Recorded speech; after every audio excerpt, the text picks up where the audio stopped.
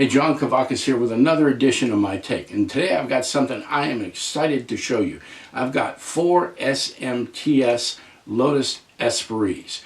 You take a look at them right here, they look very similar, but I'm going to show you that each one of them is unique. They've done something really astounding here. But first, let's talk about Colin Chapman. He founded Lotus in 1952, wanted to go racing. They became famous for being very competitive. They were making race cars, they were making kit cars. And his design philosophy was a little bit different. To sum it up, it was add lightness.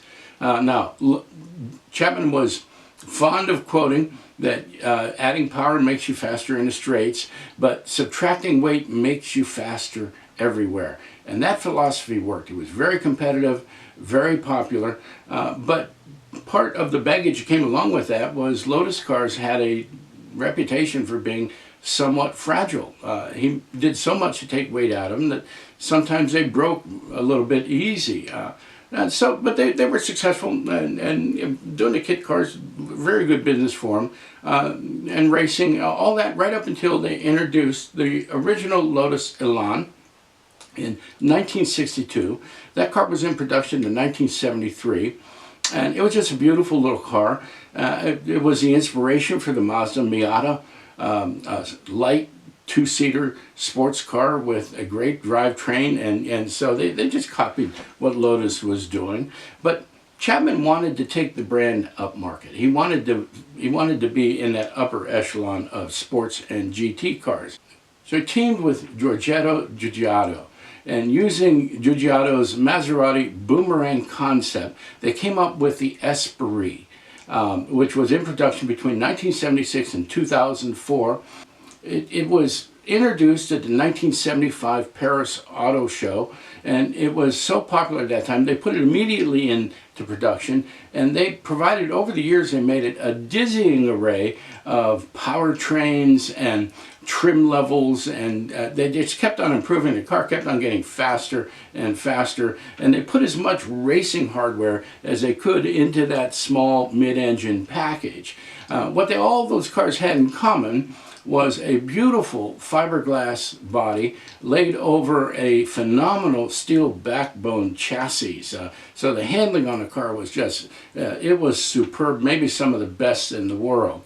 And the mid-engine layout kind of helped with that. Now, the car was launched in 1975, but it was so sensational, so much so that it changed Lotus's reputation. It changed their image. They became makers of high-end luxury sports cars and GTs. So SMTS has given us 6 variants of these cars, and what's really astounding is they're all different. They're all unique. Now, what I don't have all 6 here. I don't have the 1994 S4 in Silver Frost, and I don't have the 1992 Turbo in Silk Red, which is kind of a burgundy. But what I do have here, and I'm going to show them to you one at a time, I've got this 1992 SE Sport 300 in camel yellow, beautiful little car.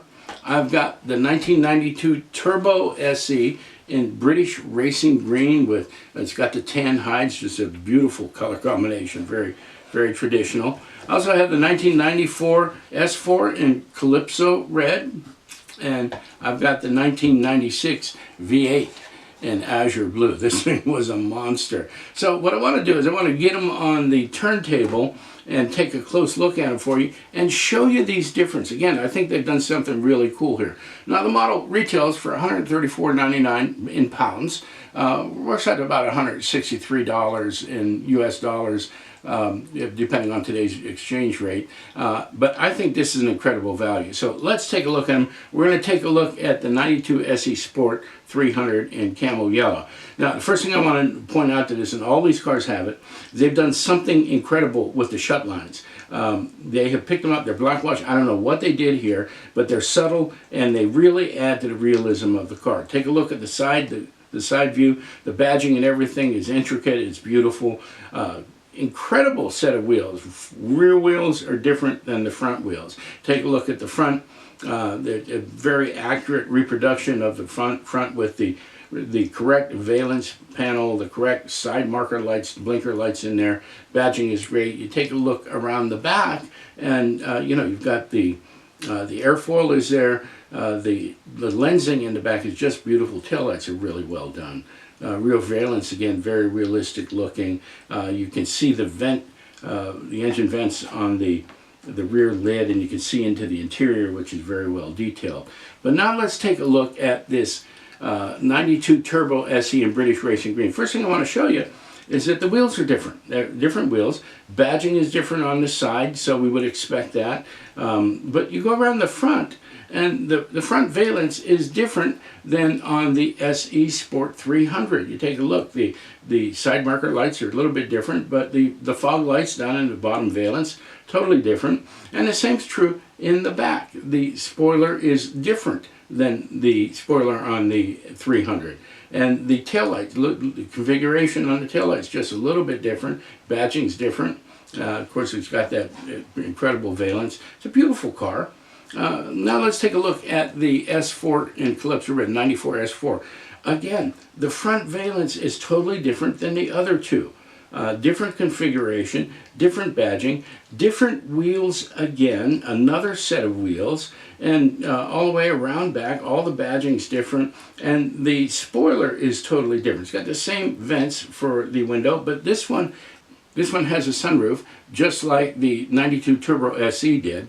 And we'll get back to the Turbo SE in just a second, but I want to take a look at the 96 V8 in Azure Blue. It's a beautiful car. It finishes fantastic. But again, we've got another set of wheels and another difference in the front valence. You can see, you can distinguish between the different models. The badging, there's no badging on the side except where the window is. But you come around the back and the valence is different in the back as well. Another different spoiler in the back. You can see the vents on the rear deck lid. You can see into the interior. All the interiors are different colors.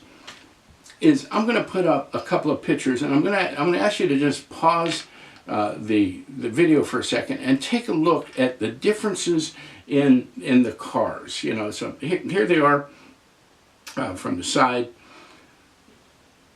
and again from the front, and they're from the back. And just take a look at what they've done with this 92 Turbo SE. It's got the replica of the glass engine cover. The other ones don't have that. You know, the interiors are all the same, but they've done the interiors in all different colors. So SMTS has done something really incredible here. They've given us an iconic car that was produced over a fairly long period of time. It had a long life as Lotus's, and they've given us the minute differentiations that occur from year to year, from model to model. They've done a really good job. It's something relatively new for them. They've been doing resin in some of their commercial efforts, but this is their first model, and they've done a great job. And I'll tell you, because there's some white metal in it, there's some heft to it. For those of you who are looking for something substantial when you pick up your model, this has it, and they've done incredible things. SMTS is up and coming. We haven't heard a lot from them. They've kind of been sitting back in the corner, but now that they're aligned with Brooklyn and they're using Brooklyn, they're using the Brooklyn website to sell their models, it's given us an opportunity, some access to SMTS that we haven't had in the past, and this is a really great way to introduce. If you're a resin guy, these really bear some looking at. If you're a white metal guy, I'm going to tell you something. This compares to anything I've seen in white metal. They've done a good job with it. They come from the same people. They're passionate about their cars. They're passionate about their models. And they're passionate about the people that do business with them. So we got a lot of news coming up. We'll be talking about Chicago sometime in the next couple days or so. This is my take on SMTS's Lotus Espirit. Thanks for tuning in. If you liked the video, do me a favor, would you? Would you hit the like button on the bottom? I'd love to have you as a subscriber. We're closing in on 400 subscribers to the channel. I'd like you to be one of them. We got a lot of news coming up. So once again, thanks for tuning in. I'll be back again soon.